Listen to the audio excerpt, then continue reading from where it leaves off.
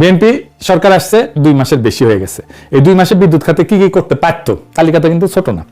আদানির বিরুদ্ধে সিঙ্গাপুরের সালিসে যাওয়ার সুপারিশ ছিল, 2 মাসে সরকার এটা গ্রহণ করতে পারতো, এই প্রক্রিয়া শুরু করতে পারতো, করে নাই।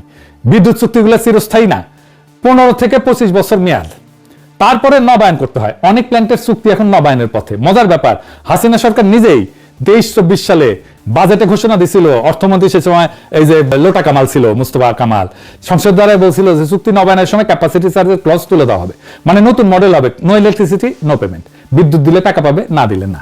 বিএনপি সরকার এই ঘোষণা শুধু জোর দিয়া বহাল রাখতে পারতো, যেসব চুক্তি এখন নবায়নের পথে সেগুলোতে এই শর্ত চাপাইতে পারতো। এই কাজে আদালতে যাওয়ার ভয় নাই, আন্তর্জাতিক সালিসের ঝুঁকি নাই, চুক্তি বাতিলের ঝামেলা নাই, পুরনো চুক্তি তো এমনিতেই শেষ, নতুন চুক্তি সরকারের শর্তে হবে। তবু এই সহজ কাজটা বিএনপি করে নাই। সরকার কি করলো, ওই যে অধ্যাদেশ পাশ করে গেছিল প্রফেসর ইউনূস, ইনডেমনিটি অ্যাক্ট স্থগিত, এইটা সে আইনে পরিণত করলো। এখন মনে হবে বাহ ভালো তো, এটা আইনে পরিণত করেছে। হ্যাঁ, ইনডেমনিটি আইন আনুষ্ঠানিকভাবে শেষ, কিন্তু এটার মধ্যে কিন্তু আছে। প্রফেসর ইউনূসের সরকার যে আইন অধ্যাদেশটা করছিল, সে অধ্যাদেশ বিএনপি সংসদে পাশ করানোর সময় একটা ক্লজ ঢুকাই দিচ্ছে বিএনপির মধ্যে। সে ক্লজটা কি, দায় মুক্তি আইন বাতিল হইলেও তার অধীনে যে সম্পাদিত সব চুক্তি সেটা বৈধতা দেওয়া হবে। বা আইন বাতিল, কিন্তু আইনের ছাতার নিচে চুক্তিগুলো হয়েছিল সামিট, ওরিয়ন, এসালম, আদানি, সব চুক্তি বৈধ, কোন চুক্তি বাতিল হবে না। হাসিনার দায় মুক্তি আইনের সব চুক্তিকে বৈধতা দিছে বিএনপি। মাফিয়া আইনটা বাতিল করার মানে কি, যদি মাফিয়া চুক্তিগুলো বহালই রাখে, মাফিয়াদের লাইসেন্স কেড়ে নেওয়া মানে কি, যদি তাদের সব রোজগার নিরাপদ রাখে, এটা তো বাতিল করা না, এটা বৈধতা দেওয়া। এটা পুরনো আইনের কবর দেওয়া না, এটা পুরনো আইনের অধীনে যত লুটপাট হয়েছিল সব লুটপাটকে চিরস্থায়ী বৈধতার সিল মেরে দেওয়া। ইউনূস সরকার অধ্যাদেশ দিয়ে বলছিল এই লুট অবৈধ, বিএনপি সংসদে আইন পাশ করে বলল এই লুট বৈধ।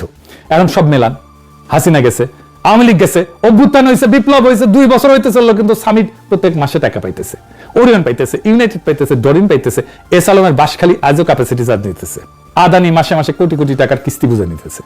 যে ব্যবস্থা হাসিনা বানাইছিল সেই ব্যবস্থা আজও চলতেছে। শুধু হাসিনাটা নাই, হাসিনা ছাড়া ব্যবস্থা, কারণ ব্যবস্থাটা শুধু হাসিনার ছিল, ব্যবস্থাটা ছিল চুক্তির, আইনের, কাঠামোর, বন্দোবস্তের।